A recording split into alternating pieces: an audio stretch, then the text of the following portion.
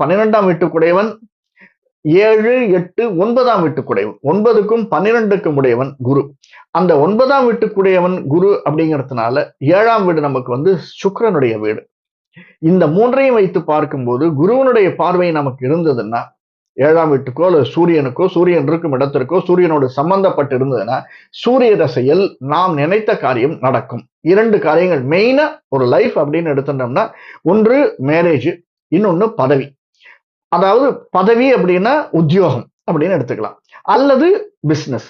இந்த 10ஆம் இடத்திற்கு அதிபதியா இருக்கக்கூடிய கனெக்டிவிட்டி சனி, சூரியன், சுக்கிரன், தென் குரு, இவர்கள் 10ஆம் இடம். இந்த கனெக்டிவிட்டியில சூரியன் இருந்தாலும் அந்த சூரிய திசை ஏழியா வர்றபோது நமக்கு நிச்சயமாக ஒரு அருளை கொடுக்கக்கூடியதாக அமைஞ்சிருக்கும். சரி சார், இதெல்லாம் சொல்றது கரெக்ட். சூரிய திசை நமக்கு இருக்கு. இந்த சூரிய திசை நல்லா இருந்ததுன்னா சூரியன் நீங்க சொல்ற மாதிரி ஓஹோன்னு இருக்கும். நல்லா இல்லைன்னா என்ன ஆகும்? ஒன்னும் ஆகாது. கவலையே படாதீங்க. ஒரு சின்ன சின்ன விஷயங்கள் நாம செய்யற போது அவை நம்மை ஏற்றி கொடுக்கும். சின்ன விஷயங்கள் நம்ம செய்யற போது அவை நம்மை தூக்கி கொடுக்கும். அதாவது சூரியன் முக்கியமா அரசியல்வாதிகள், ஆன்மீகவாதிகள். இந்த அரசியல்வாதிகள், ஆன்மீகவாதிகளோடு நம்ம தொடர்பு வச்சுட்டு இருந்தோம்னா நிச்சயமாக இந்த சூரிய திசை நமக்கு ஏற்றத்தை கொடுக்கும்.